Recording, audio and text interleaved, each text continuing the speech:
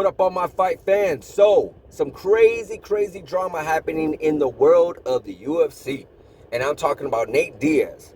I'm talking about him versus everybody almost. It seems like. He went on the Theo Vaughn podcast and he talked crap about Daniel Cormier, about Josh Thompson, about Dustin Poirier, about Brendan Schaub. I mean, he went scorched earth on a lot of people. He was just not holding back. He was just constantly, well, I wouldn't go necessarily as in like he had to get it off his chest. He was just more like trashing them, trash talking them, basically saying all kinds of stuff that he wouldn't really he wasn't really going like too detail on. Like he was going detail on most of it, but not really to the point where it felt like he went on that podcast just to do that. Like the topics came up and he just said, you know what, F this guy, F that guy's this, that guy's that, kind of trash talk, if you understand what I'm saying. So let's get into the Daniel Cormier first. He mentioned about Daniel Cormier talking trash about him, and I know Daniel Cormier had responded to him, and they've been going back and forth a little bit.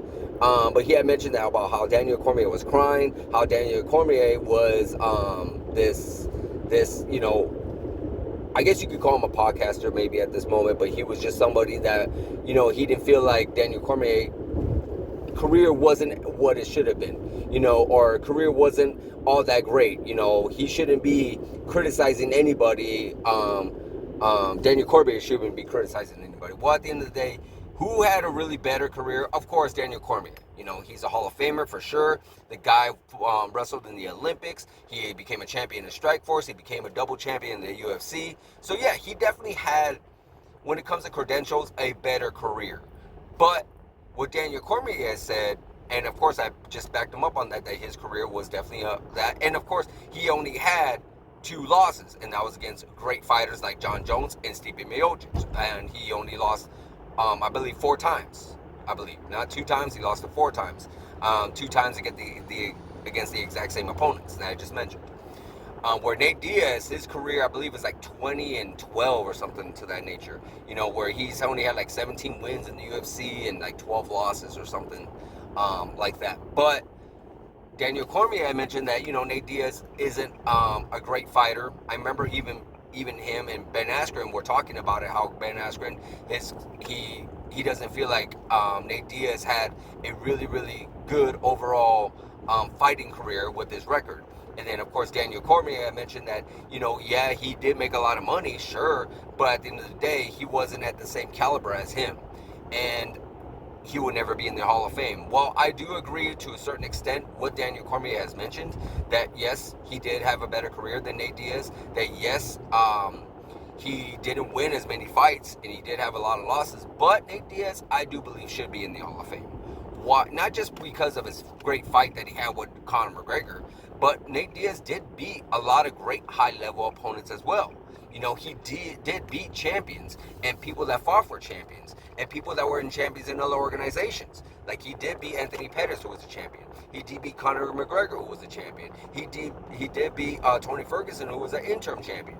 Did he lose to quite a few other guys like Benson Henderson, like Rafael Dos Anjos, and quite a few others, Leon Edwards? But yeah, he did. And there's a lot of other fighters out there that did lose to great opponents as well. So I can't really knock Nate Diaz too much on that. Loss is a loss, and a lot of great fighters who are in the Hall of Fame lost. There was a lot of great champions out there that lost as well, and there was a lot of great that are in the Hall of Fame, and there's a lot of fighters who are champions that really didn't mean that much to the UFC, if you ask me. I'm not saying they didn't do great with their career. Sure, I'm sure they had great careers, but if you really put toe-to-toe together with some of the champions, especially in the earlier days, and you put them against Nate Diaz, 1, I do feel like Nate Diaz could beat a lot of those guys, but 2, I feel like Nate Diaz has made such a more of an impact and had like a bigger cult following than some of these other fighters out there, because no, he never became a champion, but not everybody has those eyeballs. Like when you eyeballs on them, like when you do challenge Nate Diaz, or when Nate Diaz is actually going to fight, and you put him in there against another champion that's like, okay, cool. If you think about like a Jermaine Randami, remember when she became a champion of the world? You look at Davison Figueiredo. You look at a few other champions that did decent, but who are you going to watch more? Are you going to watch Nate Diaz, or you're going to watch one of these other fighters who are champions. And I'm sure those guys are going to be in the Hall of Fame, and those women are going to be in the Hall of Fame, no doubt, 100%. I 100% agree with that. But what we're talking about is, do you need to be a champion in order to be in the Hall of Fame? And I don't feel like that's true.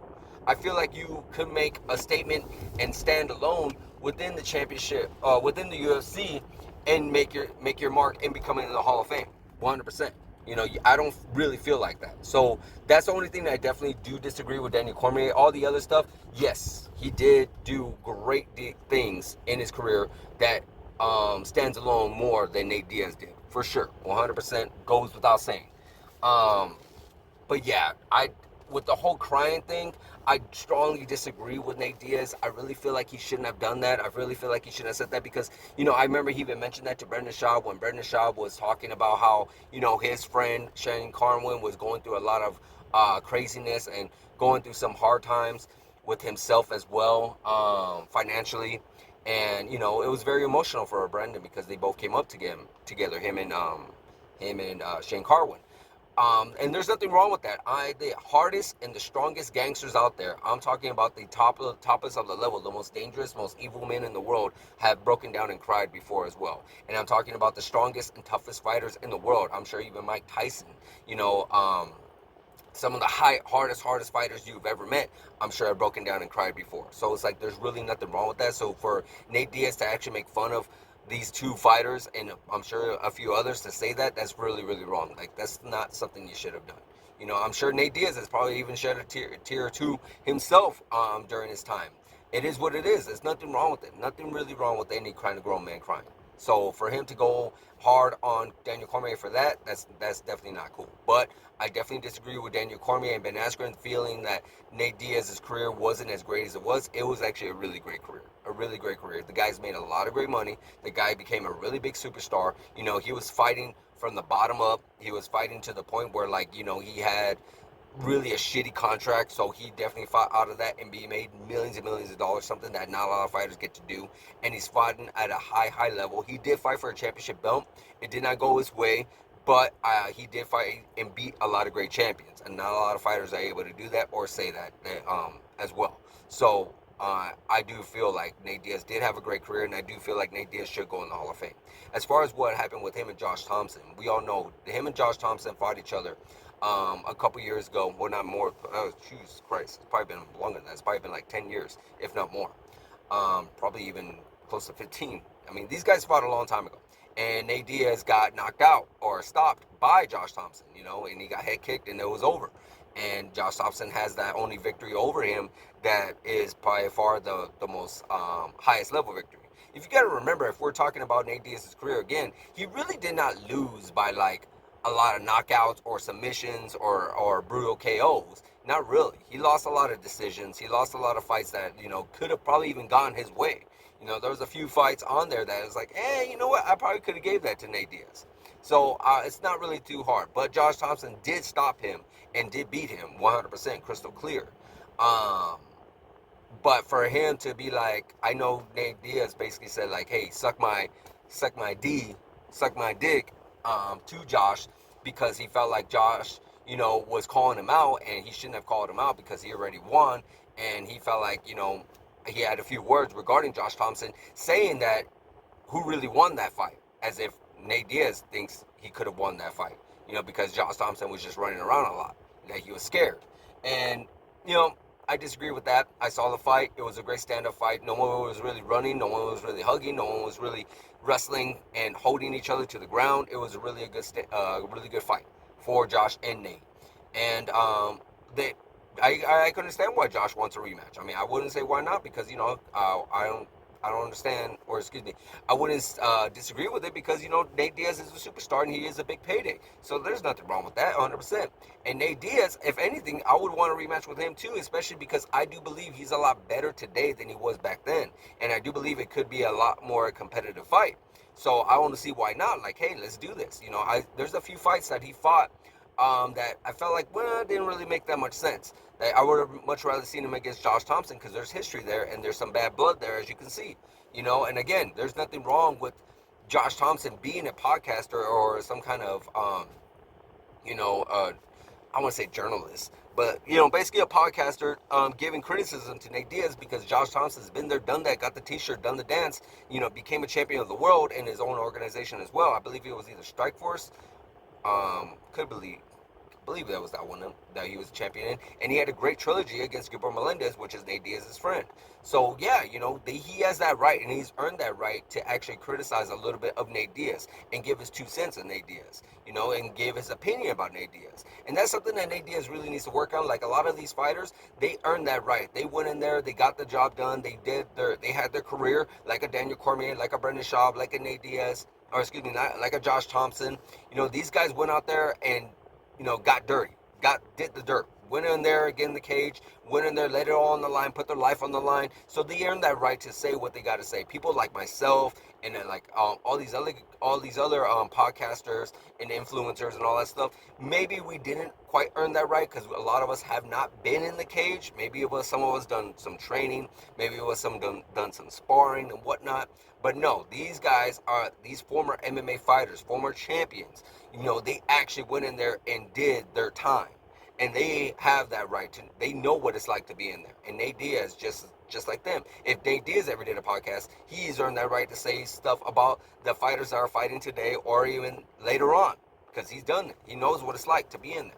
And so does Josh. So these guys, I'm sure, I remember hearing Josh saying that he had mentioned that they were going to be fighting each other multiple times. They tried to fight each other multiple times, but it just did not come into fruition. But Josh is very interested, and Nate Diaz, I would feel like Nate is very interested as well. He should be, at least, because Josh has a name. Josh has some fans and does have quite a bit of a following himself. So that would be a very fun fight, I feel like. So Nate Diaz and Josh Thompson should get together for sure. Now, the fact that he continued to call Dustin Poirier, and I know he was joking a lot because he knows Theo Von and Dustin Poirier are boys. They're friends. They gotten together a long time. They connected a long time. Him and Dustin, Theo Von and Dustin, and I'm sure he was joking. He even mentioned that he was joking, but a part of me feels like he was a little serious when he was trying to trash Dustin a little bit and calling him a pussy and all this other stuff. It's just like, nah, come on, Nate. You know damn well if one person's out there is not a pussy, it's Dustin Poirier. Dustin Poirier is by far one of everybody's favorite fighter. He's definitely on my list, for sure. One of the hardest, one of the scariest, one of the meanest dudes out there when it comes to fighting. The guy is not afraid of nobody. Nobody. He'll get in there and mix things up with every single person that Nate Diaz ever comes across, for sure. And if not, some people that Nate Diaz doesn't even want to fight because he already felt like he beat them. Dustin Poirier is scared of nobody, and I feel like that's a fight that we all want to see. I know Dustin Poirier still wants to see it. I know Dustin Poirier really wants to go out there. He had mentioned to Dana White, hey, let's do a boxing fight. Josh Thompson had mentioned, let's do a boxing fight. So I'm sure, and for those that think, especially for Nate Diaz, all you want to do is hug, all you want to do is grapple, or all that stuff. Like, no, these guys want to scrap with you, Nate. These guys want to go in there and exchange hands with you. But, at the end of the day, it is what it is. If he doesn't really want to do it at this time, that's his choice. But if he can't really say that and call these guys a pussy, and when they say, hey, they're down to do it, and you don't want to do it, well, that doesn't really make you look too good, Nate. That really doesn't. And here I am talking about Nate. I'm a huge Nate Diaz fan. I've always been a big supporter of Nate Diaz and Nick Diaz. I've been a big fan of them for a very, very long time. I watched The Ultimate Fighter with Nate Diaz. I watched Robbie Lawler versus Nick Diaz in the earlier days. So yeah, I'm a huge fan of Diaz brothers, but I'm just not a super big fan of what Nate Diaz has been saying about these other MMA fighters who have, done a lot for the sport and went out there and risked it all for the sport. So I definitely don't like that too much regarding Nate Diaz's opinion. But nonetheless, with all these other people that he's been trashing, talking, and everything like that, I really feel like another thing what he needs to do is he needs to stop criticizing the influencers or talking too much crap about the influencers because, Nate Diaz is not the most active fighter. But these influencers and these other former MMA fighters turned podcasters, these are the guys that are actually keeping Nate Diaz's name relevant. Because the last Nate Diaz fight, it was against Jorge Masvidal. After that, he really hasn't been doing much to keep himself relevant. It's Josh Thompson, it's Brendan Schaub, it's Daniel Cormier, who always hear about these rumors about a possible Nate Diaz fight, and they keep themselves, they talk about him in the podcasts that they're doing, and that's what keeps him relevant. That keeps him up to date and current. Because if no one talked about him, the last time we saw him, it's like I think it was August of almost 2 years ago, I want to say. And yeah, like it's not like Nate Diaz is the most outgoing person where he's going to constantly be doing interviews left and right, left and right, left and right, where he's going to be out there posting on his social media, where he's going to constantly just be making appearances. He's not really, Nate Diaz, that's not really Nate Diaz's thing. Nate Diaz is more of a guy that keeps himself really quiet, really just chill, laid back. So, all these guys that he's trash talking, they're the ones that are actually keeping him really relevant.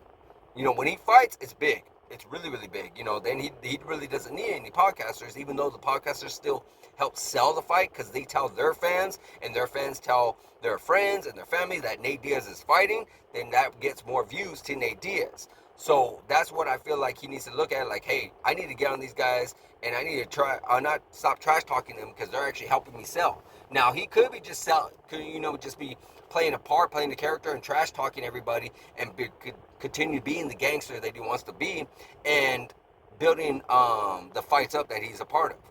Because here we are talking about him. Daniel Cormier was talking about him. Josh Thompson was talking about him. And Brendan Schaub was talking about him. So, that a lot of people are talking about him. And it's very smart business. And if that's what he's doing, and then, hey, more power to him. So, guys, let me know what you guys think in the comments about what do you think about Nate Diaz and his current situation now regarding everybody in the UFC and not even in the UFC as well. Let me know in the comments, guys. Like, subscribe, hit that notification button, and I'll see you guys in the next video.